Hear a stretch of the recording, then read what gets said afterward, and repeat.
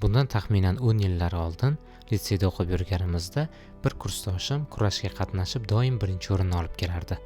Uni aytishicha, bu uning kuchliligida emas, balki vazni yuqori bo'lganligi uchun unga mos raqib topilmaganligida edi. Hozir o'ylab qarasam, bizning sohamizda ham shunday ekan. Qanchalar sohaga chuqurroq kirib boraversak, u yerda bizga mos raqib topilmaydi. Balki men dunyodagi eng yaxshi dasturchi emasdirman, lekin ta'lim sohasida loyiha quradigan eng yaxshilaridan bo'lishim mumkin.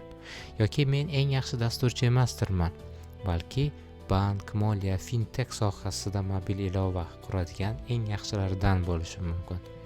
Balki men eng yaxshi ofitsiant emasdirman, lekin o'zbek milliy taomlarini yaxshi taklif eta oladigan va xizmat ko'rsatadigan eng yaxshi ofitsiant bo'lishligim mumkin.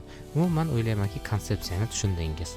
Demak, sohaga qanchalar torayib, chuqurroq, ma'lum bir yo'nalishda kirib boraveradigan bo'lsak, o'sha yo'nalishning eng qimmatli va chempion kadri bo'lishligimiz mumkin.